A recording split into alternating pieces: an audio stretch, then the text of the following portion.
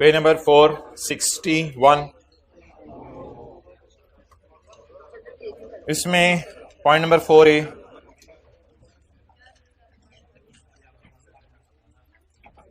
Board अगर चाहे point 4A 44 page 461, board अगर चाहे तो किसी बंदे के लिए 90% की रिस्ट्रिक्शन चेंज कर दे। इस वक्त 90% की है, उसे 85 कर दे, 80 कर दे, 70 कर दे, बोर्ड की मर्जी। ये पॉइंट 4 में लिखा हुआ था, पेज नंबर 461। अच्छा जी, इसके बाद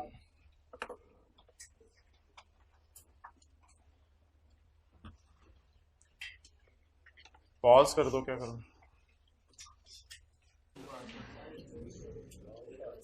पेज नंबर 461,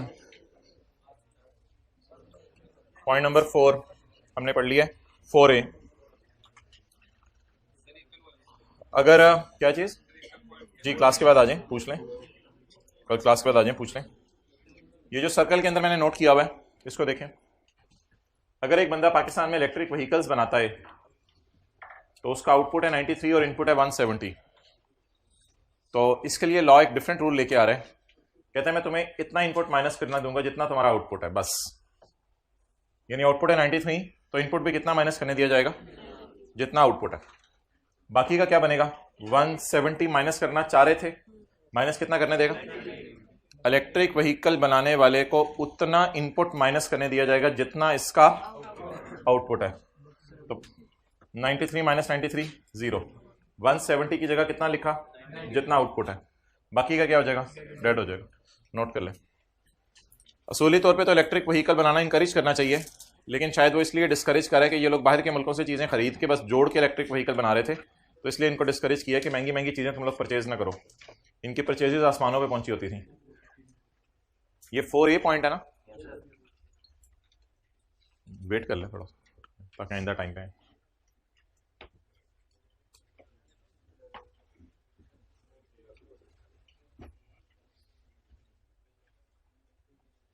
जी पढ़ें जी, अब जल्दी नोट करें।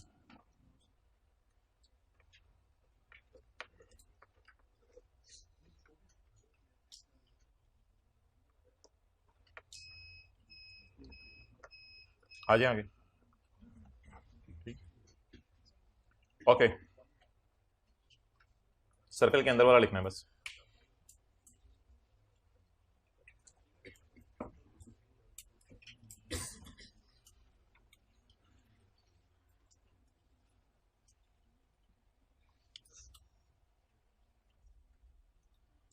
Okay, input allowed for locally manufactured vehicles shall be minus up to output. ये मैक्सिमम आउटपुट तक माइनस होगा, इससे ज्यादा नहीं। अलाउड अप टू आउटपुट, और इसका रिफंड वगैरह नहीं मिला करेगा। जो एक्सेस होगा वो डेड हो जाएगा। वही हमने यहां लिखा है। ओके, अच्छा जी, कल हमने पढ़ा था कि 90% रिस्ट्रिक्शन वाले केस में 90% रिस्ट्रिक्शन वाले केस में ऑडिटर एक सर्टिफिकेट बना के देगा कि मैंने 90% रिस्ट्रिक्शन वाला जो लोअर ऑफ है वो कैलकुलेशन चेक कर ली है और ये कैलकुलेशन सही है, तो मैं ऑडिट में सर्टिफाई करता हूं इस बात को कि आप इस बंदे को रिफंड दे दें। और हमने पढ़ा था कि पूरे साल कैरी फॉरवर्ड हुआ करेगा और आखिरी महीने जून के महीने आप जाके जुलाई अगस्त के अंदर हुकूमत से जाके रिफंड मांगेंगे, बल्कि जून के महीने तक वेट करेंगे। अगर माइनस ना हो सका तो अगस्त में आपको क्या कर दिया जाएगा? रिफंड कर दिया जाएगा। ये कल हमने पढ़ा था। लेकिन अगर ऑडिटर अगर 2 नंबर हुआ, आजकल तो नहीं आ रहे 2 नंबर ऑडिटर अगर 2 नंबर हुआ, सीए करके भी उसके अंदर का मादा मरा नहीं चालाकियों का, तो फिर ऑडिटर को पकड़ लिया जाएगा। एन ऑडिटर फाउंड गिल्टी, ये गिल्टी नजर नहीं आएगी बाजू पे, ये गिल्टी से मुराद है शर्मिंदा हुआ है। An auditor found guilty of misconduct, auditor ने गिल्टी ढूंढी, मिसकंडक्ट इस गिल्टी का नाम है। इन फर्निशिंग द ऊपर वाला सर्टिफिकेट, ऊपर वाला सर्टिफिकेट जमा करवाने में अगर ऑडिटर 2 नंबरी करे तो ऑडिटर को पकड़ लें, ऑडिटर को ले जाएं, डिसिप्लिनरी एक्शन इसके खिलाफ हो, फिजिकल एक्शन नहीं, डंडे छोटे नहीं मारने, डिसिप्लिनरी एक्शन हो इसके खिलाफ। ठोकर न्याज बेग इसको ले जाएं आईकैप के दफ्तर, उधर इसका मुंह काला करके इसको बाहर ठोकर के ऊपर ले जाएंगे वो लोग। तो इसको आईकैप के पास ले जाएं, बेहतर है वही देख लेगा उधर जरा ज्यादा जलील हो जाएगा। पुलिस वाले तो जलील करेंगे, लोगों को पता नहीं चलेगा। आईकैप जब जलील करेगा तो न्यूज लेटर में नाम भी लिख के भेजता है। कभी देखा आपने किसी सीए का नाम? न्यूज लेटर में नाम भी आता है उस बंदे का, इसको हमने जलील किया है। ओके, पॉइंट सिक्स, तो ऑडिटर अगर ऊपर वाला सर्टिफिकेट बनाने में मसला करे तो इसके खिलाफ डिसिप्लिनरी एक्शन होगा। अच्छा, टायर 1 रिटेलर्स कौन से थे? बड़े थे छोटे थे? याद है कोई? बड़े वाले थे। बड़े वाले रिटेलर अगर अपना सिस्टम एफबीआर के साथ इंटीग्रेट ना करें कंप्यूटर सिस्टम, तो इनको एक सजा मिलेगी। सजा सुन लें क्या होगी। बड़े वाले रिटेलर का आउटपुट है 70, इनपुट है 40। इनपुट 40 रुपए है, इनपुट को 60% कम कर दिया जाएगा। इनपुट को 60% कम कर दिया जाएगा। What is output? 70। What is input? What is output? ये आंसर है। What is output? What is total input? 40। What is total input? 40 को 60% कम कर दिया जाएगा। सिर्फ कितना इनपुट माइनस होगा? 16। नोट कर लें। लोअर ऑफ नहीं, फिर जब स्पेसिफिक रूल आ जाए तो जनरल बात छोड़ो। तो इस इनपुट को 40% कम कर दिया जाएगा। नोट करें।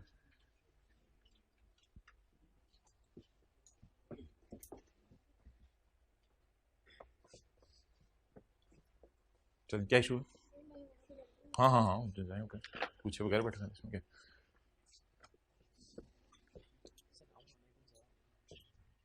नहीं, दरवाजा खोल दो, उसे वो आएगी। ये भाई थोड़ी देर उस कमरे से आए, ऑफिस के जो साहब बैठे हुए हैं, ये दरवाजा खोल दें थोड़ी देर के लिए। कोई कुर्सी रख लें इधर, और ये वाला एसी चला दें, और ये वाला एसी, ये वाला एसी भी चला दें। एसी आखिरी वाला चला दें। Okay,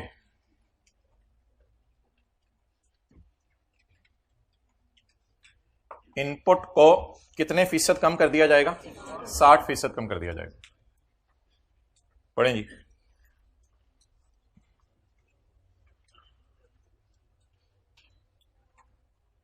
in case there is a tier 1 retailers जो अपना सिस्टम रिटेल आउटलेट का इंटीग्रेट नहीं करते किसी भी महीने या महीने का कुछ हिस्सा, द एडजस्टेबल इनपुट, यानी जो एडजस्ट होना था, द एडजस्टेबल इनपुट, जो इनपुट एडजस्ट होना था for whole of that tax month, उस पूरे महीने का, शेल बी रिड्यूस्ड बाय 60%। उस पूरे महीने का इनपुट 60% से रिड्यूस कर दो। क्या चीज? पेबल टू गवर्नमेंट बढ़ जाएगा। इफेक्ट मेरे से क्यों पूछ रहे हो? पहले 70 - 40 होना था तो ज्यादा आना था, अब कम आना है, और पेबल टू गवर्नमेंट अब बढ़ जाएगा। Okay, refund of input tax, input tax वापस मिलना। इनपुट टैक्स वापस मिलना, इसके लिए हम मशहूर जमाना पेज पे आ जाते हैं। Date is page number 474। अब तो आपको मोहल्ले वालों को भी पता चल गया है कि पेज 474 कौन सा है।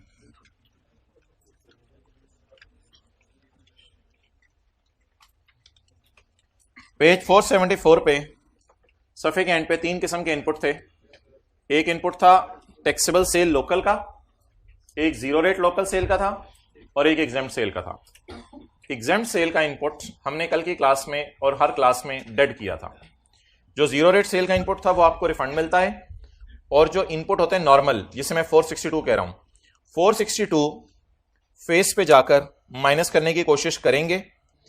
अगर 90% रिस्ट्रिक्शन की वजह से सारा माइनस ना हो सका तो फिर इन दोनों का डिफरेंस कैरी फॉरवर्ड हो जाएगा। जनवरी का न्यूमेरिकल है तो फरवरी में, ना हो सका मार्च में, ना हो सका मई में, ना हो सका, फिर भी अगर माइनस ना हो सका तो अब आप वेट करें, ऑडिटर को बुलाएं, ऑडिटर से सर्टिफिकेट बनवाएं जिसमें लिखा हो कि आपकी कैलकुलेशन सही है, और अगस्त के महीने में जाके आप हुकूमत से रिफंड मांग लें। ये उन गाड़ियों के इनपुट की बात हो रही है जो होंडा ने सर आसिफ को या डॉलेंस को पाकिस्तान में बेची हैं। ये उन गाड़ियों के इनपुट की बात नहीं हो रही जो गाड़ियां एक्सपोर्ट सेल की हैं, ये लोकल सेल के इनपुट की बात हो रही है। ओके, तो ये कल हमने क्लास में लिखा था। कैरी फॉरवर्ड होगा फरवरी वाला मार्च में, मार्च वाला अप्रैल में, अप्रैल वाला मई में, मई वाला जून में, और फिर अगस्त में जाके ये रिफंड हो जाएगा। अच्छा, लेकिन ये जो है ना ये वाला जीरो रेट सेल वाला, ये रिफंड लेने का एक डिफरेंट तरीका है। ये तो रिफंड नहीं होना, ये तो कैरी फॉरवर्ड होना ही नहीं। तो इस 136 का तरीका आज मैं बता देता हूं, 202 का कल बताया था। आपका 31 जनवरी को मंथ एंड हो जाएगा, जब आपका मंथ एंड होगा तो आप 15 फरवरी को जाकर इस महीने की रिटर्न जमा करवाएंगे। 15 फरवरी को आप रिटर्न जमा करवाएंगे और रिफंड एप्लीकेशन देंगे कि मुझे ये पैसे रिफंड करो, क्योंकि मैंने बाहर के मुल्क में लोगों को चीजें बेची हैं, तो मुझे ये पैसे रिफंड करो। आप एक रिफंड एप्लीकेशन जमा करवाएंगे। उसके बाद विद इन 45 डेज, 45 दिन में यू विल रिसीव रिफंड, आपको पैसे रिफंड मिल जाएंगे। यानी अगर 15 फरवरी है तो 15 फरवरी का एंड इंतजार किया जाएगा, मार्च का एंड, तकरीबन मार्च के एंड तक आपके घर पैसे आ जाएंगे। लेकिन अगर आपको जल्दी रिफंड चाहिए तो फिर आप 12 फरवरी को रिटर्न जमा करवा दें। अगर बहुत जल्दी रिफंड चाहिए तो 2 फरवरी को रिटर्न जमा करवा दें। जब आप रिटर्न जमा करवा के रिफंड एप्लीकेशन देंगे, उसके 45 दिनों के अंदर अंदर आपके घर उन सेल का रिफंड मिल जाएगा जो टायर आपने जीरो रेट सेल के अंदर इस्तेमाल किए हैं। तो आम हालात में लोग 15 फरवरी को रिटर्न जमा करवाते हैं, उनको फिर मार्च के एंड तक रिफंड मिल जाता है आमतौर पर।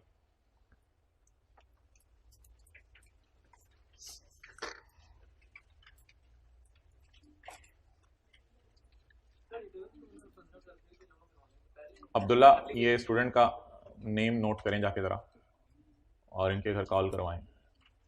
अब्दुल्ला उठें,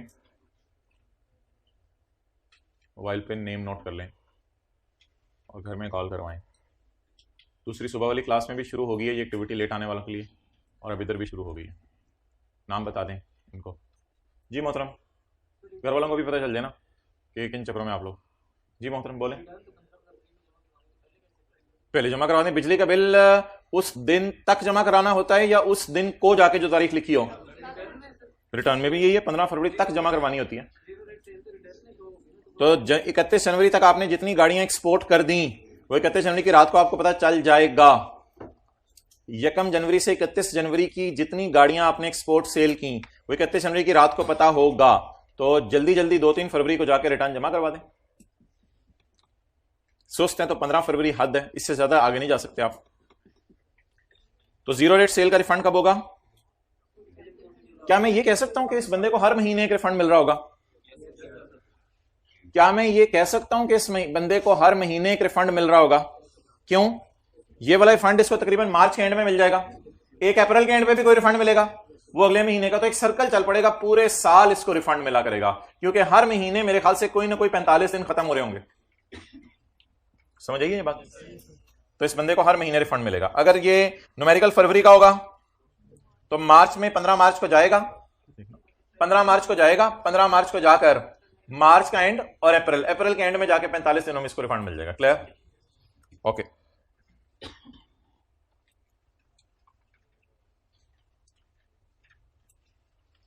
पेज नंबर 461।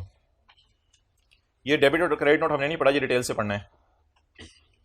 अच्छा, इफ इनपुट एक्सीड आउटपुट, ये दरमियान से स्पेस खत्म कर दो अब्दुल्ला बुक के, because of zero rate sale और एक्सपोर्ट, दोनों एक ही बात है। और एक बात याद रखिएगा, जीरो रेट और एक्सपोर्ट सेल में हमेशा ही ऐसा होता है, आउटपुट जीरो होता है और सारा का सारा इनपुट ही होता है। तो ये 200 आपको रिफंड मिल जाएगा। तो मेरे ख्याल से तो हमेशा ही ऐसा होता है, in the case of zero rate sale input exceed output, ऐसे ही होता है ना, input will always exceed output. कब कब? हमेशा, चाहे जीरो रेट सेल हो चाहे एक्सपोर्ट सेल। तो अगर आपकी जीरो रेट सेल है या एक्सपोर्ट सेल है और आपका इनपुट आसमानों पे पहुंचा हुआ है as compared to output, the excess input no carry forward नहीं, शेल बी रिफंड। आए आप आराम से, आप बहुत अच्छा काम करें, आप गाड़ियां एक्सपोर्ट करें, आप आए रिफंड ले लें हमारे पास। 45 दिन के अंदर अंदर आ जाए और filing of refund claim, refund application जब आपने जमा करवा दी तो उसके 45 दिनों में आए, हम आपको भी रिफंड कर देते हैं, कोई मसला ही नहीं। अच्छा, अगर हुकूमत को शक हो कि आपने गाड़ियां एक्सपोर्ट की ही नहीं, अगर हुकूमत को शक हो कि आपने गाड़ियां एक्सपोर्ट की ही नहीं, तो ऐसी सूरत में हुकूमत रिफंड को डिले कर देगी। 60 दिनों में आपका ऑडिट होगा। अगर फिर भी मसला वहीं रहा तो 120 दिनों के अंदर अंदर आपका ऑडिट फाइनलाइज किया जाएगा। अगर फिर भी मसला वहीं रहा और पता नहीं चल रहा तो 9 महीने के अंदर अंदर डिसाइड कर दिया जाएगा फाइनली कि आपने चीजें एक्सपोर्ट भी की हैं या नहीं, और आपको 200 मिलियन या 200 ट्रिलियन रिफंड भी मिलना है या नहीं। तो रिफंड का मिलना ना मिलने का अगर ऑडिट शुरू हो जाए तो कोशिश करके 60 दिनों में मुकम्मल किया जाएगा, ना हो सका तो 120 दिनों में मुकम्मल किया जाएगा। इस 120 दिनों में पहले वाले 60 शामिल होंगे, 120 दिनों में मुकम्मल किया जाएगा। ना मुकम्मल हो सका काम तो 9 महीने के अंदर डिसाइड किया जाएगा कि आपका ऑडिट का फैसला क्या आया है। ये 9 महीने में वो पहले वाले 120 दिन भी शामिल होंगे, तो ये सिनेरियो बनेगा। लेकिन जब आपने 60 दिनों में काम फाइनलाइज करने की कोशिश करनी है, अगर 60 दिनों में काम फाइनलाइज ना हो सका, यानी उस बंदे का ऑडिट ना हो सका, तो कम से कम, चैप्टर 15 में मैं आया हूं, कम से कम एडिशनल कमिश्नर के लेवल के बंदा जाएगा आप और 120 दिन में आपके खिलाफ फैसला सुनाएगा। छोटे लेवल का बंदा नहीं जा सकता, कम से कम एडिशनल कमिश्नर लेवल का बंदा जाएगा और वो टोटल 120 दिन लेगा, यानी 60 दिन और लेगा डिसाइड करने के लिए। लेकिन अगर एडिशनल कमिश्नर टोटल 120 दिन में भी कोई फैसला ना सुना पाया तो फिर ऐसी सूरत में बोर्ड आगे बढ़ेगा और बोर्ड 9 महीने टोटल लेगा केस का फैसला सुनाने के लिए। लेकिन वो जो 9 महीने होंगे उनमें पहले वाले 120 दिन शामिल होंगे। तो 60 से 120 दिन एडिशनल कमिश्नर खुद कर लेगा और 120 से 9 महीने तक कौन जा सकता है? बोर्ड जा सकता है।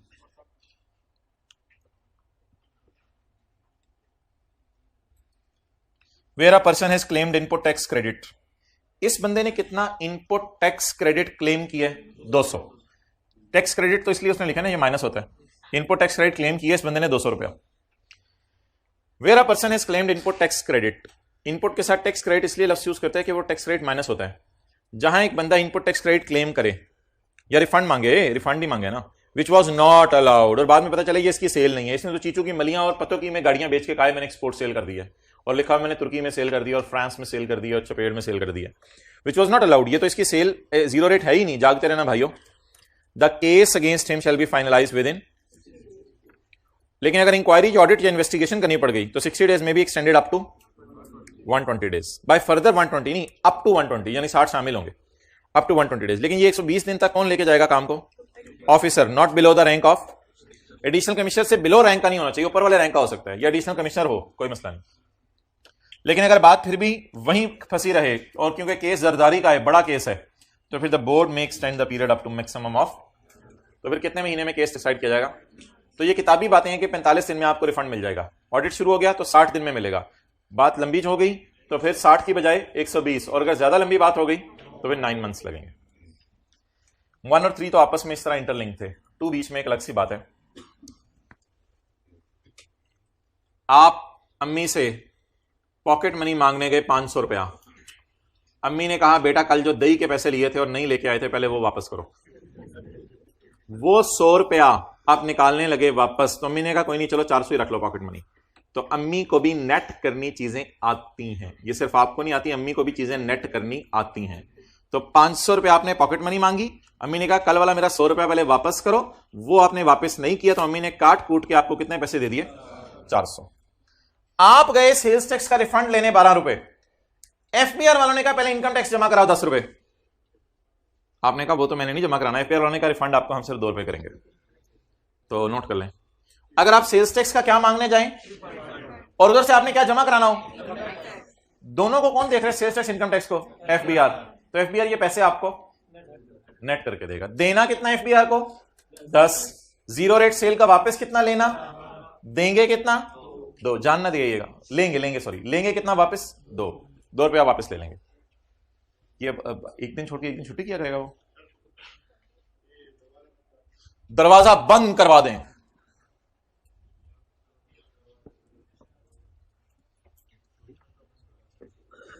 भाई सही हो गया? अच्छा जी,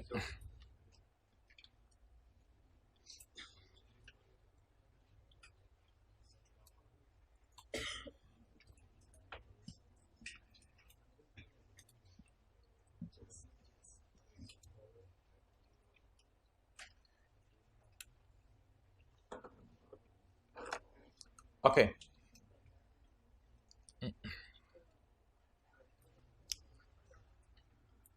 अगर एक रजिस्टर्ड बंदे ने कोई टैक्स जमा कराना है, अगर एक रजिस्टर्ड बंदे ने कोई टैक्स जमा करवाना है या डिफॉल्ट सरचार्ज जमा करवाना है, is liable to pay any other tax, sales tax नहीं, एनी अदर टैक्स। मिसाल के तौर पे इनकम टैक्स। अगर एक बंदे ने कोई अदर टैक्स जमा करवाना है, default surcharge, under any other law, जैसे कि इनकम टैक्स ऑर्डिनेंस, अगर किसी रजिस्टर्ड बंदे ने किसी और टैक्स को जमा कराना है किसी और लॉ के तहत, लेकिन शर्त यह है वो लॉ भी एडमिनिस्टर कर रहा हो board, administered by board, the refund under this law, the refund under this law shall be made after adjustment of, उस अमाउंट को एडजस्ट करके रिफंड मिलेगा। डेट अमाउंट कितनी है? एक्सेलेंट, 10 रुपए। डेट अमाउंट 10 रुपए है। कहां पे लिखा है? ये चीचू की मलिया में लिखा है। डेट अमाउंट कितनी है? 10 रुपए। और रिफंड कितना मांगे आपने? तो इन दोनों को नेट करके आपको पैसे दिए जाएंगे। ज्यादा हो तो फिर ठंडी हो जाएगी आपको। हमने हाथों में चूड़ियां नहीं पहनी है, वो हमें पकड़ लेंगे। हम भागने की कोशिश करेंगे लेकिन वो पकड़ लेंगे। ओके, आगे चलें। अच्छा भाई, 7 जुर्म है और उनकी एक सजा है। 7 जुर्म पढ़े, एंड तक देखें किताब कहां तक चलनी है, ना छेड़ा करें ना। अगर एक बंदा रिटर्न जमा ना करवाए, अगर एक बंदा रिटर्न जमा, टैक्स कम पे करे ड्यू टू मिस कैलकुलेशन, यानी जनरल टायर मिस कैलकुलेट करे tax, not pay tax on sale made, sale किए जा रहे हैं होंडा को टायर, हुकूमत के खजाने में टैक्स जमा नहीं करा रहा, ये सारी बातें पढ़ी नहीं हमने। Made short payment of tax, 1,17,000 रुपए ले लिए, मोबाइल इस्तेमाल कर लिया, 1,17,000 रुपए ले लिया, उसमें से 2,000 सिर्फ गवर्नमेंट को जमा करवाए। Has made short payment of tax और has claimed input tax credit which is not allowed, इतना ज्यादा इनपुट माइनस कर लिया कि वो नॉट अलाउड था, इतना ज्यादा इनपुट था, इनपुट बहुत ज्यादा माइनस कर लिया, फेक इनवॉइसेज, इस किस्म की चीजें डाल के इनपुट ज्यादा माइनस कर लिया। कितने हो गए? 5, 2 वाले, 1 2 3 4 5, 5 हो गए। ये कितने जुर्म हो गए? 5।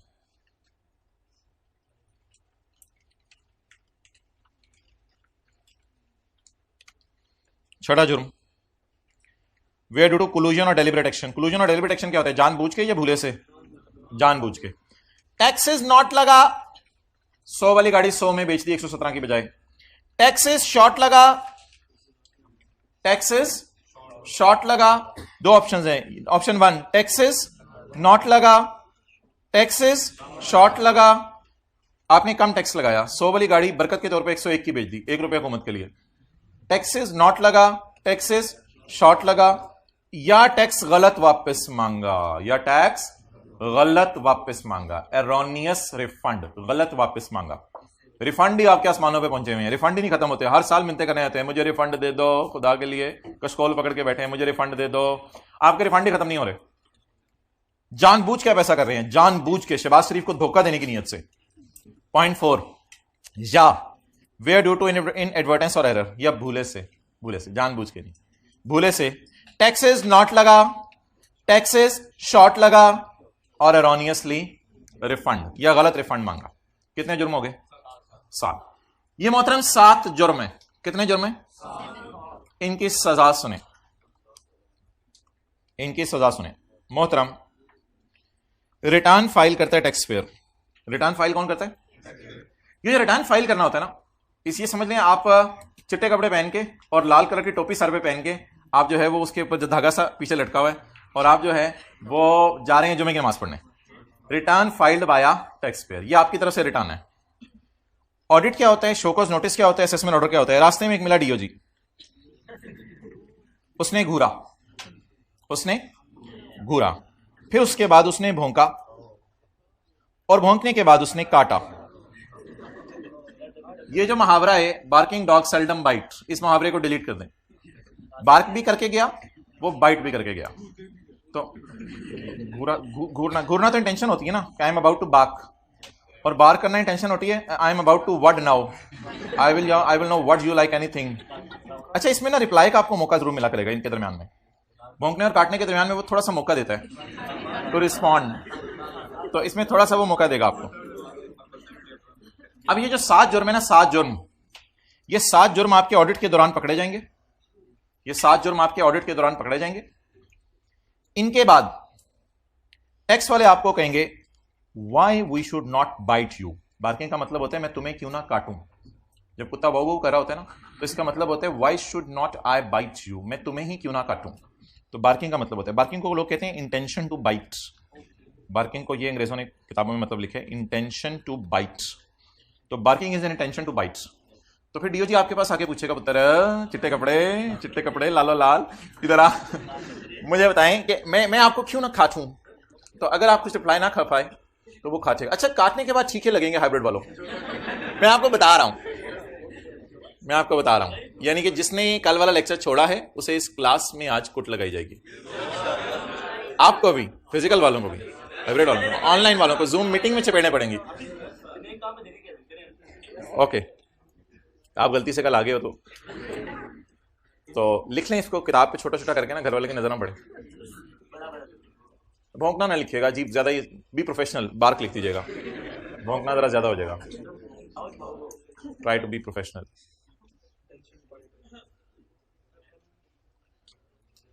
ओके ओके, चलें जी,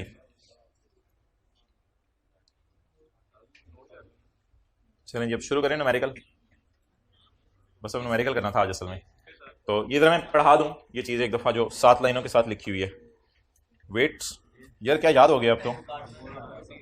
अच्छा, असल में ऑडिट में ये होता है कि ऑडिट के दौरान टीम आएगी और टीम आके कहेगी मोहतरम आपकी रिटर्न हम तक पहुंच गई थी, उसमें आपने सेल्स टैक्स चार्ज नहीं किया हुआ जो टायर आपने होंडा को और टोयोटा को बेचे हैं। तो जनरल टायर वालों, जो टायर आपने होंडा और टोयोटा को बेचे हैं उसके ऊपर आपने सेल्स टैक्स नहीं लगाया हुआ। जो टायर आपने सुजुकी और किया गाड़ी वालों को बेचे थे उस पर आपने सेल्स टैक्स लगाया हुआ है।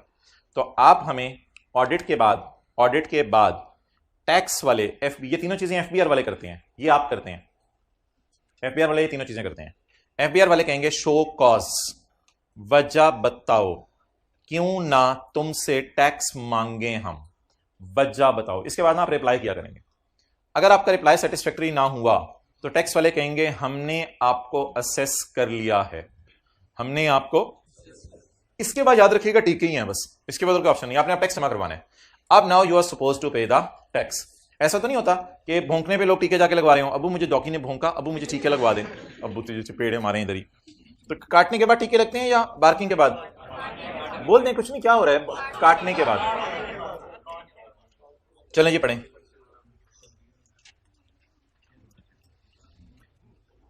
An officer of inland revenue shall cut. An officer of inland revenue shall make an assessment order. Make an assessment order of tax. अगर आपने क्या किया है, अगर आप जाके डीओजी के नाक को छेड़ा है, अगर आपने उसके बालों को छेड़ा है, अगर उससे खाना छीना है, ये 6-7 जुर्म उसने बताए हैं ना, तो एन ऑफिसर शैल काट, ऑफिसर आपको क्या करेगा, लेकिन मोहतराम काटने से पहले भौंकना जरूरी है। द काटना shall be made after a show cause notice. Please, वो काटना ही क्या जिससे पहले। देखें अगर ऐसे कोई आगे काट ले, यानी हम जा रहे हैं और तो यार को थोड़ा सा कोई बता तो देता, जरा प्री प्लान कर लेता, बंदा मेंटली प्रिपेयर होता, कुछ होने लगा है। तो लॉ मेकर कह रहे नहीं ऐसे मैं नहीं करूंगा, मैं काटने से पहले इंशाल्लाह बताया करूंगा। ऑर्डर से मुराद है यहां असेसमेंट ऑर्डर। द काटना shall be made after barking, after barking. Show cause notice पहले आएगा, बाद में काटा जाएगा। अच्छा, अगर कटवा के आप फारग हो जाएं और इसके बाद आप डीओजी और उसकी बरादरी से सॉरी कर लें, यार सॉरी मैंने डॉगी की मूंछ का बाल छेड़ा था, मैं माफी मांगता हूं आपसे, आइंदा मैं ऐसा नहीं करूंगा। तो डीओजी की बरादरी आपको आके कहेगी हम काटना और भौंकना वापस लेते हैं और हम अल्लाह से दुआ करते हैं आपको जल्दी शिफा मिल जाए और आइंदा ना इंशाल्लाह आपको काटेंगे ना भौंकेंगे। पढ़ें जी। अगर कटवाने और भौंकवाने के बाद if a person files return, अब आप खुद रिटर्न आके फाइल करते हैं, आप तो आपके बड़े भी आके रिटर्न फाइल करेंगे।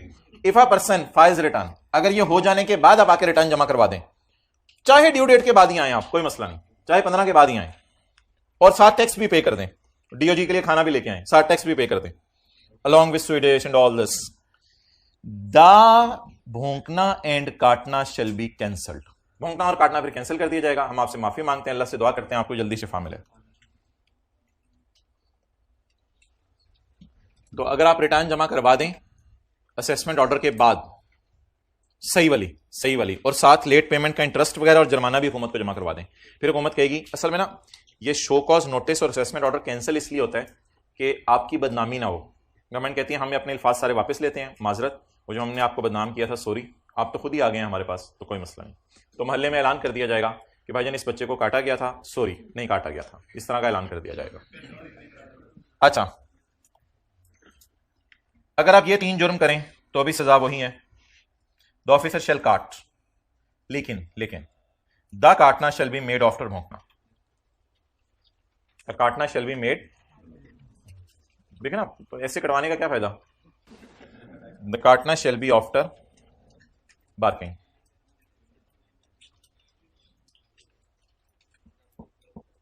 नेक्स्ट,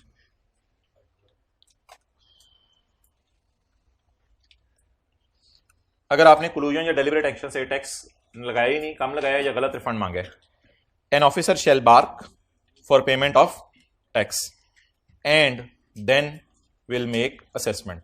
इसमें उसने ना काटने का जिक्र नहीं किया, काटना मैं खुद ही अपनी तरफ से आगे फिर ऐड कर रहा हूं, ऑब्वियसली फिर बाद में काटा ही जाता है और क्या किया जाता है, and then will make assessment. इधर उसने सिर्फ उसका जिक्र किया है बार्किंग का, और आगे भी फिक्रा वही है, बस याद करना है। इधर आपने लफ्ज लिख देने पेपर में कोलूजन और डेलिबरेट, और इधर लिख देने गलती से, भूले से, इनएडवर्टेंस और error. Where due to inadvertence और एरर टैक्सेस नॉट लगा, टैक्सेस शॉर्ट लगा या गलत वापस हो गया, the officer shall issue a show cause notice. Show cause notice आपको शो कॉज नोटिस भेजा, यानी पूछ वजह बताओ तुमसे क्यों ना टैक्स लूं, और शो कॉज नोटिस के बाद क्या आएगा, and then will make assessment. जिसको बुरा लगाओ माजरत। जी बिल्कुल, कल आइएगा, 0.5 में ये पढ़ेंगे। चलें, इट्स ओवर। अच्छा मोहतरम, अब एक न्यूमेरिकल हमने करना है, इधर अटेंटिव हो जरा। वर्किंग 2 में कौन कौन सी सेल होती है, टैक्सेबल, जीरो रेट और एग्जाम्प्ट सेल। लेकिन हम इसका आज जरा मॉडिफाइड वर्जन देख रहे हैं, इसका मॉडिफाइड वर्जन देख रहे हैं। वर्किंग 2, अम्मी अबू, बीवी और बच्चे। अच्छा, घर में अगर बनाना या मैंगोज आए, प्लीज घर में अगर बनाना या मैंगोज आए तो हाथ आपने ढीला छोड़ देना। आज बनाना या मैंगोज आए, हाइब्रिड वाले हाथ ढीला छोड़ें। घर में अगर बनाना या मैंगोज आए तो दीज आर फॉर ऑल, 3 उंगलियां खुली हैं मेरी, दीज आर फॉर ऑल, ये सबके लिए हैं, दीज आर फॉर ऑल। लेकिन अगर घर में लॉलीपॉप आए, अम्मी अबू नहीं, क्या करनी है अम्मी अबू ने, दीज आर फॉर बच्चा, दीज आर फॉर बच्चा। तो लॉलीपॉप आए तो दीज आर फॉर बच्चा, हाथ ढीला छोड़ देना अपने घर में आज, दीज आर फॉर बच्चा, दीज आर फॉर बच्चे। तो ये जो है वो बच्चों के लिए है। Okay, next.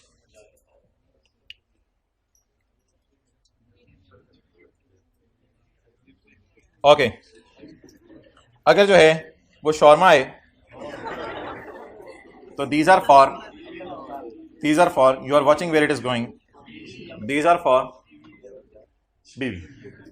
हम ये बोलते नहीं जंक फूड खाएंगे ना, लैपटॉप के बैग में डाल के शोर लेके जाएगा, दीज आर फॉर बीवी। ओ तेरी खैर, दीज आर फॉर बीवी। आगे नेक्स्ट। और अगर घर के अंदर जो है, यार तू कल काम नहीं कर करेगा, अगर घर के अंदर कीमा आए, दीज आर फॉर अम्मी अबू, दीज आर फॉर अम्मी अबू, दीज आर फॉर अम्मी अबू। ओके, अब मोहतरम क्या ऐसा हो सकता है कि, लेकिन जो बनानाज हैं these are for all, these are for all, इसमें कोई मसला नहीं। मैंगोज हैं, these are for all, mangoes are for all. अच्छा, okay, now the question is कि सवाल में आज के बाद बताया करेगा, packing material is purchased for packing exempt goods. हम हाथ ढीला छोड़ दिया करेंगे पेपर में, packing material is purchased for packing exempt goods. Machine is only purchased for export cell, for export sale की प्रोडक्ट बनाने के लिए। Machine is purchased for producing export sale goods. This raw material is purchased for taxable cell,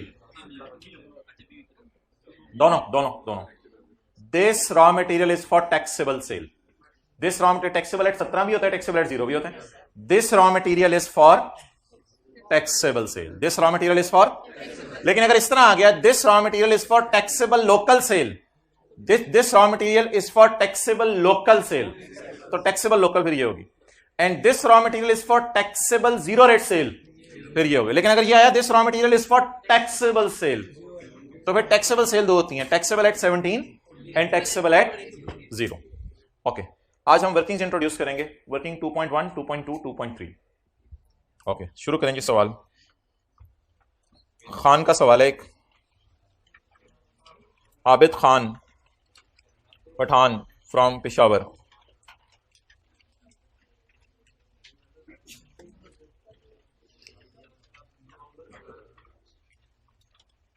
page number 536।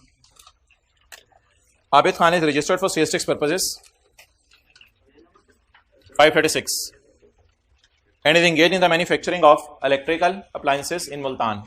His sale and purchase are summarized below. उसकी cell और purchase का data ये आ रहा है। अच्छा जी, सेल किसको है? रजिस्टर्ड। सेल टू, और कौन सी सेल है? Zero rate. और एंड पे कौन सी सेल है? Exempt sale. सवाल में इंक्लूड का लफ्ज लिखा हुआ है, किस फिगर में मसला है? सेल ऑफ गुड्स टू, इस फिगर में मसला है। बाकी एक और जगह इंक्लूड लिखा हुआ है, लेकिन वो आप मैं पढ़ूंगा, उस एडजस्टमेंट के लिए इंक्लूड लिखा हुआ है, इंक्लूड किसी और मकसद के लिए लिखा हुआ है। अच्छा जी, ओवर। तो इस फिगर को अंदर वाले कॉलम में लिखेंगे, बाकी सबको बाहर लिख के चलें जी, स्टार्ट करें। Working number 1, heading input tax. Working number 2, numerical के फेस के लिए मैंने जगह नहीं छोड़ी, अपॉर्शनमेंट ऑफ इनपुट्स। और working number 3, taxable sale, sale to registered और सेल टू अनरजिस्टर्ड। चलें जी, अपॉर्शनमेंट में बता दें कौन कौन सी सेल? टैक्सेबल, जीरो और एग्जैम्प्ट सेल। ये सेल, ये इनपुट आ गया। अच्छा, इनपुट ये बोला ना, थोड़ा यहां पे एक लाइन आती थी, यहां पे आज 3 लाइनें आएंगी, इसलिए मैंने थोड़ा थोड़ा खुला लिखा है। 3 लाइनें, इतनी ज्यादा नहीं, बस 1 2 3 लाइनें। और इनपुट कौन सा? मशीन का। चलें जल्दी करें, आधा मिनट नोट करें।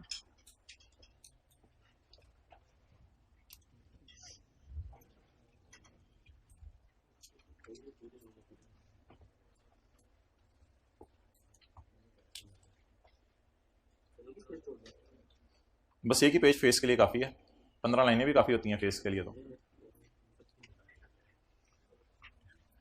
वर्किंग 2 में जरा चीजें आएंगी नीचे, 10 12 13 लाइनें। वर्किंग 2.1, 2.2, 2.3। तो कोई नहीं, आपने नोट नहीं की तो वर्किंग 3 के आगे कर लीजिएगा, वो तो मसला। ओके, चलें यार, छोड़ें, शुरू करें सवाल। फॉर्मेटिंग नोट करते रहेंगे। सेल टू रजिस्टर्ड बोलें 12618, 12618 जी मोहतरम। Sale to unregistered 10150।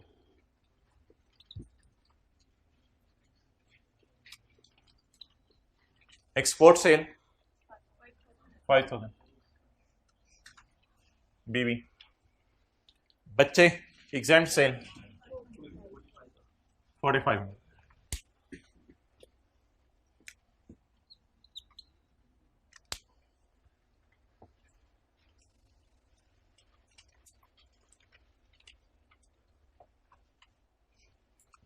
ओके,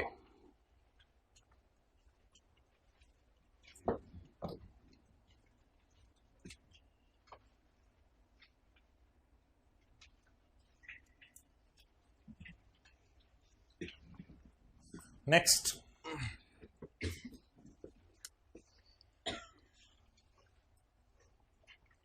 आज तक ये लाइन इस तरह लिखी होती थी। भाई अब अटेंटिव हो जाए, हद होगी यार, नोट ही करते रहने, करो कैमरा उधर,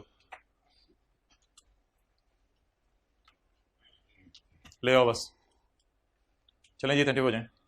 आज तक सिर्फ ये लाइन लिखी होती थी, purchase of taxable goods from registered supplier, इस परचेज पे हम 17% लगा देते थे, और परचेज फ्रॉम अनरजिस्टर्ड सप्लायर, इस परचेज को हम इग्नोर कर देते थे।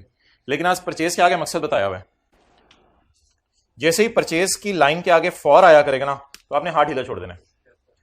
Purchase of taxable good from registered supplier for, purchase for taxable sale. Taxable sale दो होती हैं, अनलेस के टैक्सेबल के साथ ब्रैकेट में लोकल लिख दे, फिर और बात है। परचेज फॉर टैक्सेबल सेल, दो उंगलियां नजर आ रही हैं हाइब्रिड में, हाथ खड़ा करके बता दें, purchase for taxable sale, purchase for taxable sale. Clear?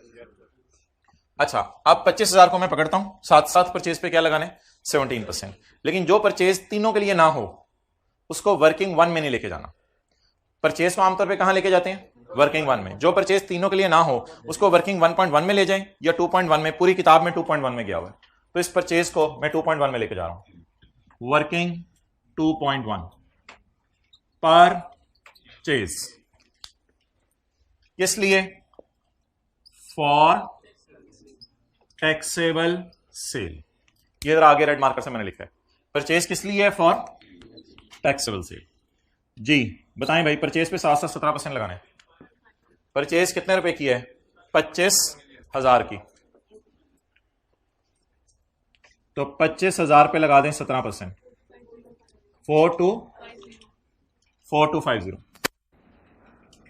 Is equal to 4250। इसे हम इंशाल्लाह अभी पोर्शन करेंगे, इससे पोर्शन करेंगे। लेकिन मोहतरम अब पोर्शन अभी करने की जरूरत नहीं है, बस अभी रेड मार्कर लिख लें ताकि सवाल में ना जाना पड़े। अब इस 4250 को मैंने जो करना हुआ वो बता दूंगा। अभी तक मैंने पुराना वाला काम किया है। क्या पुराना काम, परचेज पर साथ साथ 17% लगा दें, मैंने लगा दिया, कोई नया काम अभी नहीं किया। लेकिन एक काम नया किया जरूर, वर्किंग 1 की बजाय परचेज कहां रिकॉर्ड कर लिया, वर्किंग 2.1 में। इस परचेज को थोड़ी देर में मैं आपको कहूंगा कि इसको फिर इन दोनों में क्या कर दें, अपोर्शन। वो कर लेंगे, उसको छोड़ें। तो 2-4 लाइनें यहां छोड़ देते हैं, खुला खुला करके अपोर्शन करें। एक और परचेज है जी हमारी, परचेज, प्लीज छोड़ें loose, purchase for exempt sale, और लेके आए अपनी वर्किंग 2 में। परचेज फॉर, हाथ छोड़ें ढीला, वर्किंग 2 में लाएं, purchase for exempt sale, purchase for exempt sale, purchase for exempt sale. कितने की है परचेज, 1500 की, वर्किंग 2.2, वर्किंग 2.2 परचेज, बोलें फॉर एग्जाम्प्ट सेल। परचेज पे साथ साथ, अब ये पोर्शन ना करें, बस लाल मार्कर इंशाल्लाह आपको हेल्प कर देगा जी। परचेज बोलें 1500 ज़रब इज इक्वल टू 255। इसको हमने तोड़ना नहीं किसी में। Purchase for exempt sale. लेकिन ये वाली परचेज जो है ना, ये बिरयानी है, ये अम्मी अबू को भी खिलानी है, बीवी बच्चों को भी खिलानी है। बच्चे को स्पाइस लेवल बच्चे का अजीब है, वो परेशान हो जाएगा। और ये सादा चावल है, ये बच्चे को खिलाने हैं शक्कर डाल के। ओके, पैकिंग मटेरियल, ओ ये तो खरीदा ही अनरजिस्टर्ड से, तो फिर अगली बात की जरूरत नहीं। फॉर व्हाट, फॉर व्हाट तो वैसे लिखा भी नहीं हो आगे, तो परचेज, ओ फ्रॉम तो लिखा ही होता है ना, फ्रॉम तो पहले भी लिखा होता है। कोई पुरानी चीज आ जाए तो ना बताया करो मुझे। परचेज अनरजिस्टर्ड बंदे से पैकिंग मटेरियल परचेज कर लिया, मेरा नहीं ख्याल आपने टैक्स पे किया होगा। आपने 9500 का बिल बना होगा और 9500 ही पे करके आगे होंगे, या 17% डाल के पे करके आए होंगे, 9500 पे करके आए होंगे। तो परचेज और पैकिंग मटेरियल फॉर आगे कुछ लिखा भी नहीं हुआ, इसलिए वर्किंग 1 में ले जाएं, क्योंकि फॉर नहीं आगे लिखा हुआ ना। तो ये परचेज हमारी नॉर्मल परचेज है, purchase of packing material, working 1 में ले जाएं जी। परचेज ऑफ पैकिंग मटेरियल कितने का, ऑफ ₹9500, लेकिन डैश डाल के इग्नोर कर दो, नोट करो। सबको वर्किंग 1 में ले जाना घर जाके, कोई मसला नहीं। क्वेश्चन ठीक है, कर लेना नो प्रॉब्लम, कर लेना। हाँ कोई मसला नहीं, बस सोल्यूशन वो होना चाहिए जिस तरह मैं करूं, यानी कि जवाब पे एबल टू कमेंट वही आना चाहिए। और कोई मसला नहीं उसमें। ओके, लेकिन हमने एहतियातन क्या किया है, जो परचेज किसी खास बंदे के लिए है उसको अलग अलग करके रख लिया, ताकि जब लिफाफे बांटने पड़े तो उसको धींगा मुश्ती ना शुरू हो जाए, बच्चा कीमा खाने लग जाए। ठहर जाए यार, लॉलीपॉप कहा था। आगे चलें। Sale to registered customer include 4225 की sale against sale of electric toasters at a trade discount of 35%। ये इंक्लूड है 35% डिस्काउंट डाल के। मेरे ख्याल से फिर ये फिगर 65% पे पड़ी है। सेल इंक्लूड अमाउंट ऑफ 4225, जो कि भाई या उधर मैं पोर्शनमेंट पहले आपको करवा दूं, अगर आपने उधर ही देखते रहना है, जिस जिसमें बांटना है, या एंड पे बांट लें, तो आप इधर देखें, फिर जिस तरह मैं चल रहा हूं चलें। एक भाई की सुई इधर ही अड़ी हुई है कि ये बांटना कैसे है। अब इनमें वेट कर रहे हैं, हद होगी। सवाल का डेटा तो नोट कर लें। अच्छा जी, सेल किया मैंने टोस्टर 35% डिस्काउंट पे। आम हालात में डिस्काउंट कितना दिया जाता है? 10%। हमारी सेल में कितने पे पड़ा है? 4225, 65% पे। ये रॉन्ग फिगर है, रॉन्ग को निकाल दें और ओरिजिनल फिगर को डाल दें। रॉन्ग को निकाल दें, ओरिजिनल फिगर को डाल दें। रॉन्ग फिगर कितनी है?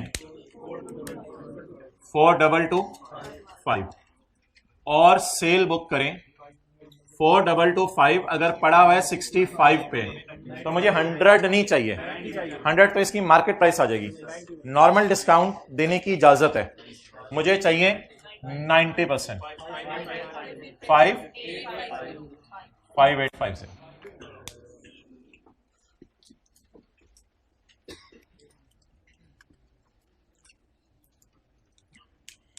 कितने परसेंट डिस्काउंट पे उसने चीजें बेची? 35। आम हालात में कितना डिस्काउंट? 10%। इसका मतलब है 65% पे उसने सेल बुक की है, मैं 90 पर बुक कर दूं। उसकी सेल उल्टा के, जिसे अकाउंटिंग के टीचर कहते थे, रॉन्ग को रिवर्स कर दो, ओरिजिनल एंट्री रिकॉर्ड कर दो। नेक्स्ट, अगले एडजस्टमेंट पढ़ें।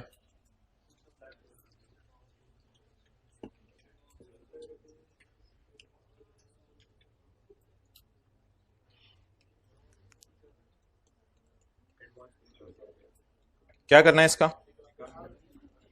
क्या करना है इसका? ये दोनों कह रहे हैं निकाल दें, इग्नोर करना है भाई इस लाइन को। पैसे कब मिले हैं? कैश मिला जून में। हमारा न्यूमेरिकल का महीना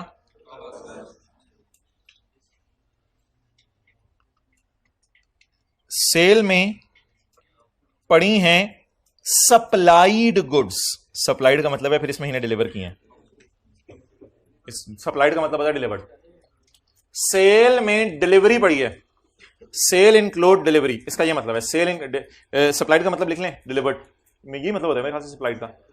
सप्लाई इंक्लूड डिलीवरी, जिसके पैसे जोन में आ चुके हैं। पैसे बंदा पहले दे गया था, लेकिन सेल में हमने अभी इसलिए डाला है क्योंकि वो डिलीवरी हमने अब की है। तो आप बताएं भाई, सप्लाई में कब डाला, यानी डिलीवरी कब हुई? आप डिसाइड करें ये किस महीने की सेल है। अगस्त की, अल्लाह का शुक्र इंक्लूड है। इग्नोर कर दें इस लाइन को, नोट कर लें। लिखें ये अगस्त की सेल है और अगस्त में ही इंक्लूड है। ये अगस्त की सेल है और अगस्त में ही इंक्लूड है।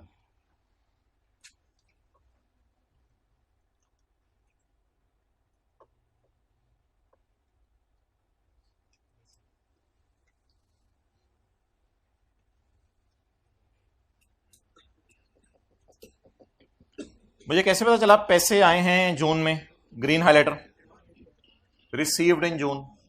तो रिसीव का क्या मतलब है? पैसे आए, पैसे जून में आए। मुझे कैसे पता चला ये हमारे महीने डिलीवर हुई है? सप्लाइड, हमारे महीने की सेल में डाली हुई है। सेल इंक्लूड सप्लाइड, सेल में सप्लाई डाल दी है, यानी सप्लाई की है चीजें, डिलीवर की हैं। तो अच्छा किया आपने, बहुत अच्छा किया। मेरे ख्याल से सेल में डालना चाहिए था आपको। वो कहते मैंने डाल भी दी है। हाँ मेरे ख्याल से डालना चाहिए था। अच्छा किया तुमने डाल दिया सेल में। क्या करें? तो ज्यादा से ज्यादा आपने लिखना होगा तो पेपर में इस तरह लिख दीजिएगा, इस वाले के नीचे इंक्लूडिंग 2500 छोटा सा करके ना, यहाँ इंक्लूडिंग 2500, इसमें बस पड़ा है 2500 बस, और क्या लिखना है? छोटा सा एग्जामिनर के लिए जरा लिख दीजिएगा इंक्लूडिंग 2500, यहाँ पे एग्जैक्ट 2500 इसमें पड़ा है, तो पड़ा है ना।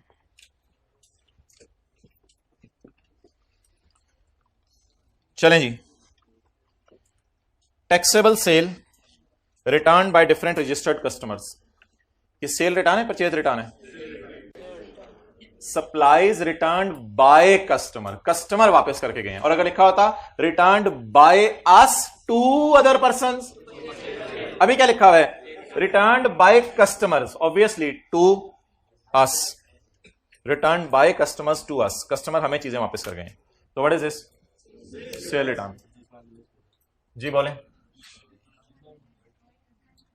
900। सेल पे 7 17% नहीं लगाना।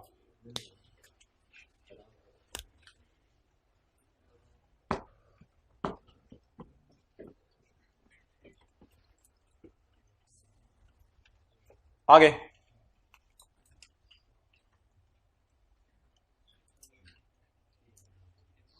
एक प्लांट हमने खरीदा 27 लाख का, जो कि अगस्त में ही हमने यूज करना शुरू कर दिया, हमारे महीने में ही यूज करना शुरू कर दिया। आज से पहले इतना लिखा होता था और इसको हम कहते थे लाल, और प्लांट के इनपुट को यहां लिख देते थे इनपुट मशीन के नाम से लाल। लेकिन बादशाह सलामत आज इसका नाम लाल नहीं हम रखेंगे, आज इसका नाम पीला नीला सब्ज रख देते हैं, जो भी आपको बादशाह सलामत पसंद हो, क्योंकि सवाल में आगे लिखा हुआ है ये हर किस्म की सेल के लिए नहीं है, ये अम्मी अबू बच्चों के लिए नहीं है।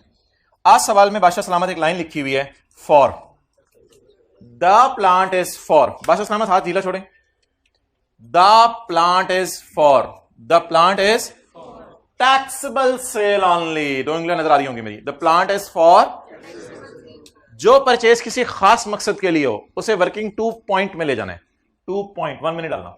This purchase is for taxable sale only, this purchase is for, हाथ ढीला छोड़ के, this purchase is for working 2.3,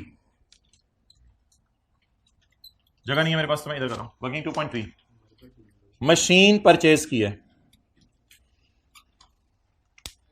for taxable तो दो किस्म की होती है ना, टैक्सेबल एट 0 भी और टैक्सेबल एट 17 भी, फॉर टैक्सेबल सप्लाई, बल्कि टैक्सेबल सप्लाई की डेफिनेशन पढ़िएगा, उसमें लिखा होता है इंक्लूड 0 रेट। लेकिन यार फिलहाल तकसीम ना करें, अभी अभी बस परचेज पे 17% लगाते रहें। परचेज की प्राइस बता दें मशीन की, हाँ जी, इनटू 459, पता चल गया समीउल्लाह पाए 459। क्या किया कल वाले 100 रुपए का?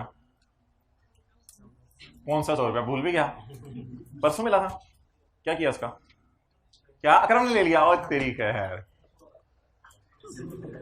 ना यार, देखो ना फिर पंगे लेते हुए फिर आगे से जवाब आ जाए तो फिर वो मसला होगा तुम्हारे लिए। ओके, जागते रहना भाइयों। पॉइंट नंबर 4, बिजली का बिल, बिजली का bill, purchase of services, purchase of raw material, हमने पहले दिन पढ़ा था ये सारी चीजें हमारी परचेज होती हैं, और पेड का लफ्ज लिखा हुआ है, बिजली का बिल पेड, पेमेंट्स परचेज में जाती हैं और रिसीव्ड चीजें जो हुई हैं वो सेल में, पैसे रिसीव हुए सेल में जाएंगे, पेमेंट हुई परचेज में जाएगी। बल्कि सेक्शन 73 में हमने यहां तक पढ़ा था कि परचेज जो है वो आपको रिकॉर्ड करने की इजाजत है, अगर बिजली का बिल कैश में भी पे कर दें तो कोई मसला नहीं। तो बिजली का बिल 2600 रुपए का कैश में पे हुआ, जिसमें सेल्स टैक्स पड़ा है, अब हमें नहीं, अब किसी ऊपर वाले डब्बे में चीज नहीं पड़ी हुई, बस इस 2600 में 3.5 लाख पड़ा है। अब हमें चेक करने की जरूरत नहीं रेट सही लगा गलत लगा, हम 2600 को इग्नोर कर दें, बस खाली इनपुट उठा लें 350। बिजली के बिल पर 350 का टैक्स दिया, जब 17% ऑलरेडी हमें मिल रहा है तो फिर हमें चेक करने की, जब 17% हमें ऑलरेडी मिल रहा है तो हमें चेक करने की जरूरत नहीं कि ये सही कैलकुलेट हुआ या गलत हुआ, बस 350 उठा लें। ये बिजली के साथ नहीं लिखा हुआ फॉर, बिजली के आगे फॉर नहीं लिखा हुआ, दिस बिजली इज फॉर, तो ये नॉर्मल तरीके से मशहूर जमाना वर्किंग, हमारी वर्किंग वन बिजली की परचेज याद है कहां रिकॉर्ड होती है? बिजली की परचेज यहां रिकॉर्ड होती थी, इलेक्ट्रिसिटी परचेज पे 7% लगाएं, या 17 वाली फिगर उसने खुद ही दे दी है, कितनी? 350। जल्दी खत्म हो गया सवाल। आखिरी लाइन तो वो फेस के लिए, उसको छोड़ें, चलें जी टोटल्स करना शुरू करते हैं। बिजली के मैं वर्किंग 2 पॉइंट क्यों मैंने लेके गया 2 पॉइंट? क्योंकि बिजली के साथ आगे फॉर नहीं लिखा हुआ था, बिजली के साथ आगे फॉर नहीं लिखा हुआ था। अच्छा, फॉर ढूंढने 3 जगह लिखा हुआ है, परचेजेस के साथ 3 जगह फॉर लिखा हुआ है, purchase for must plant for, 3 जगह फॉर लिखा हुआ है परचेज के साथ, तो जब 3 जगह फॉर लिखा हुआ है परचेज के साथ तो इसलिए मैंने वर्किंग 2.1, 2.2 और 2.3 खोल लिया। डन। बादशाह सलामत का हुक्म है काली को लाया जाए। बादशाह सलामत आज लाल नहीं है, कोई मसला नहीं, आज सिर्फ काली है, काली को लाया जाए। काली 350, 350 इधर जगह मैंने छोड़ी है 350। चलें जी, बादशाह सलामत सेल भी नहीं आई, उससे पहले ले आया करो। 8393 2349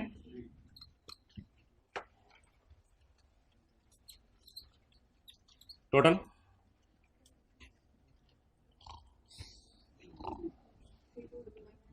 3299 बादशाह सलामत अगर आप कहें तो काली के टोटे टोटे कर दें, कर दिए जाएं। करें जी सारे, काली के छोटे छोटे कर दें। 350 को पकड़ें, डिवाइड करें। 350 तो बिजली है ना, उसके साथ लिखा ही नहीं हो किसके लिए है, तो बिजली अम्मी अब्बू भी इस्तेमाल करें, बच्चे भी इस्तेमाल करें, बेगम भी इस्तेमाल करें। शोर को बाहर सुला दें। क्या टोटल गलत है? ये गलत है 2, हाँ जी 249 53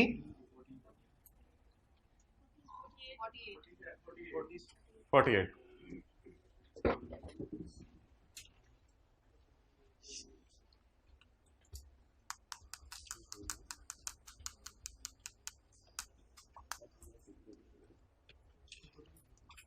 ओके, तो इनपुट को तीनों में क्या कर दिया, तोड़ दिया। अब जो चीज सबके खाने वाली थी वो सबको खिला दी। अब आप ध्यान से शॉपर बांटने हैं। शॉपर बांटने में कोई आपने अमानत में खयानत नहीं करनी। जो जिस चीज के शॉपर होंगे वो उसको पकड़ाते जाएं और रिलैक्स होके सोते जाएं। तो जो जिस चीज के शॉपर हैं वो उसको पकड़ाते जाएं। पहला शॉपर मैं पकड़ने लगा हूं जी। ये जो परचेज है ना 4250 की, दिस इज फॉर अम्मी अबू एंड बीवी। This purchase is for taxable sale. This purchase is for, काम बहुत आसान है, कैलकुलेटर हाथों में है, बहुत आसान काम है। This purchase is for taxable sale. ऐसा करें, इसके 2 हिस्से कर लेते हैं।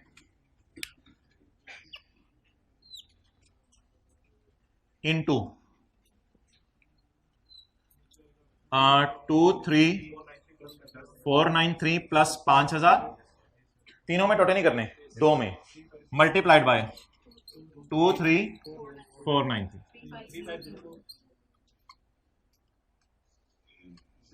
आगे चलें जी। हाँ हाँ मुझे पता है, बैलेंसिंग भी आ सकता है, छोड़ने पर भी बैलेंसिंग चैलेंसिंग रिदम पे 746। और आराम ही देनो, और आराम। Okay, go and take a rest. This purchase was for, ये खाली नहीं है, ये खाली नहीं है कि इसको तीनों में बांटे। ये आज कोई नया फिरका पैदा हुआ है, ये सब्ज है, ये लाल है, ये पीला है, ये नीला है, ये जामनी है, ये पता नहीं कौन है। इसको दोनों को दे दें, 3504 और 746 इधर लिखें। और लेकिन प्लीज इसका टोटल करने की जरूरत नहीं है, कोई ओवर एफिशिएंसी को मारनी नहीं। टोटल्स को हमने कहीं लेके नहीं जाना होता, और ये इस काबिल भी नहीं है कि इसको तीनों में तोड़ते, इसको 2 में तोड़ा, तो इसका टोटल नहीं करना, ऐसे बिला वजह इसका टोटल नहीं करना यहां। बस इसलिए मैंने जानबूझकर ये लाइन लंबी लगाई है और ये लाइन 350 को कवर कर रही है। बस बड़ी ध्यान से ये डबे लगाए हैं, तो ध्यान से लगाइए, बिल्कुल 350 को कवर करे, बस बाकी कहानी अलग है।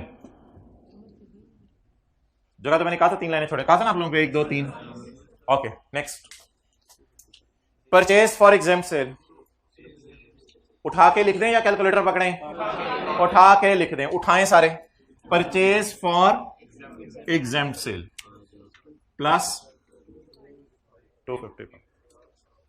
This purchase is for exempt cell.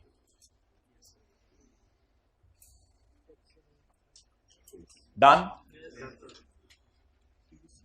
आगे चलें जी। ये हमें सवाल पे क्यों नहीं जा रहे बार बार? क्योंकि रेड मार्कर से हमने लिखा हुआ ऊपर क्या क्या करना है, तो हम सवाल में जा नहीं रहे। परचेज का मतलब था काले का 17% लगाएं, परचेज का मतलब था 17% लगाएं। फॉर वाला काम अब मैं आपको करा रहा हूं, अब सवाल में जाने की जरूरत नहीं, सब कुछ लिखा हुआ है हमने। मशीन किस लिए खरीदी है? एग्जाम चीजें हो सकता है हमने बना के बेचनी ना हो सकता है एग्जाम चीजें सिर्फ खरीद के बेचनी हो, तो मशीन हमने सिर्फ इन दो चीजों में इस्तेमाल कर रहे हैं। Machine is for taxable sale, तो कर दें इसको मल्टीप्लाइड बाय वही वाला फैक्टर 2 3 प्लस मल्टीप्लाइड बाय 378। वैसे बाकी बैलेंस ही निकाल लीजिएगा पेपर में, 459 माइनस 378, लेकिन चलें छोड़ें। 2 3 प्लस मल्टीप्लाइड बाय 81। हाँ जी, होमवर्क में सवाल लेंगे या इसी को 2 दफा कर लेंगे? इसी को 2 दफा कर लेंगे यार, आसान है, सर पे ना चढ़ाइए, बिल्कुल आसान सी चीज है। परचेज फॉर, बस 2 चीजों के लिए परचेज है। अब क्या करूं यार, ये मशीन का है, प्लीज टोटल की जरूरत नहीं है, 459 को कहीं नहीं लेके जाना, बस अलग अलग लीजिए। 378 और इधर कुछ लिखने की जरूरत नहीं, डैश भी डालने की जरूरत नहीं, इधर टोटल नहीं करना कुछ, टोटल नहीं करना कुछ।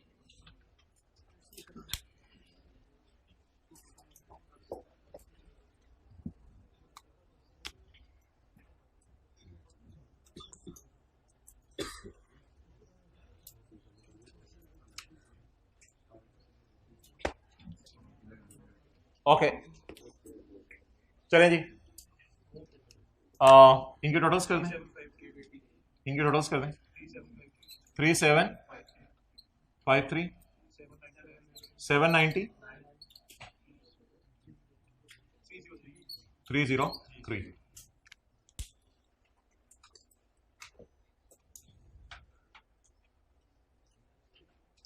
अब सवाल के फेस पर क्या जाना है क्या नहीं जाना वो मैं आपको बता दूं। फेस वही है, सवाल फेस नहीं बदलेगा। इस सारे को काट दें, फजूल टाइम जाए कि हमने ये फिगर्स कैलकुलेट करके, इस सारे को काट दें, इसको भी काट दें 5000 को, और कैलकुलेटर पे जमा करें 799 और 81, 799 और 81, 880 को न्यूमेरिकल की चिन्ह पे डाल दें, 799 और 81 को। इसके बाद ब्लू डब्बा और ब्लू टिक। एक फिगर वैसे सवाल में भी होती है, पुराने महीने का इनपुट, ये भी शायद आपको याद हो, एक फिगर सवाल में भी होती है, बस अफेस में आपको बना नहीं रहा, दिखा देता हूं आपको सॉल्यूशन से।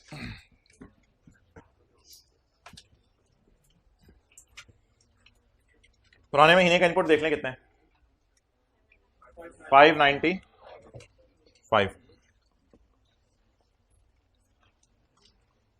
Answer number 21।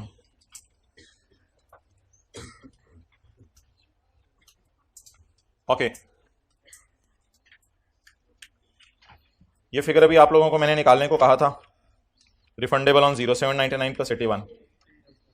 अच्छा जी, आप नीले डब्बे के अंदर नजरें रखें, सेल कितनी है 23493 पे कितने परसेंट लगा दें? जवाब क्या आ गया 3753। कहां से आया 37 और 378 दोनों को उठाता हूं, 3753 ये आ गया और 378 ये आ गया, मशीन वाला याद है ना। इसके बाद सवाल से भी मैंने कहा था ब्रॉड फॉरवर्ड इनपुट याद कर लें, इन दोनों को जमा किया, ये टोटल इनपुट आ गया। तो पुराना तरीका है, अब मैं क्या दिखा रहा हूं आपको। 3994 का 90% लगाया, लोअर 35 कितना माइनस करना है, 4 थे 43 कितना हुआ ऊपर देखें 35, बाकी को कैरी फॉरवर्ड कर लें और इनपुट टैक्स फिक्स्ड एसेट का माइनस किया, एंड पे 10150 टिकू पकड़े 10150 और इसका कितने परसेंट लगा दें 3%, that is 305, that is payable to government. Okay, why are you taking pick, इसकी क्या पिक, ये तो किताब में है। अच्छा, अब कैमरास ऑन कर लें, कैमरास ऑन कर लें और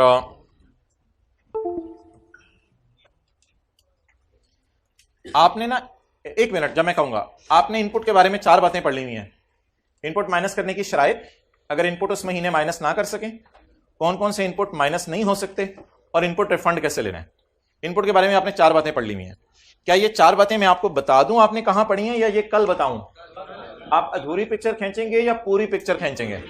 जिन्होंने सोल्यूशन के साथ खींचनी है वो कैमरे को फुल लेंथ कर दें, जिन्होंने सोल्यूशन के बगैर खींचनी है वो यहां तक खींच लें। ये इनपुट के बारे में सेक्शन हम थ्योरी के पढ़ चुके हैं, जो पास पेपर में बहुत ज्यादा आ रहे हैं। इनपुट के बारे में कितने सेक्शन हमने पढ़े हैं? 4। वो 4 इंशाल्लाह मैंने यहां आगे लिख भी दिए हैं। तो कल जरा इनको देख के आइएगा, ये सारा आपने पढ़ा हुआ है या कुछ डिफरेंट सी चीज है। कैमरा ऑन रखिएगा ताकि सोल्यूशन की भी तस्वीर ले लें आप।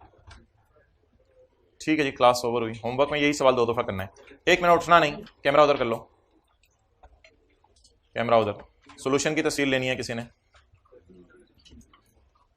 चलें जी, ले जाएं 7 वाले पर।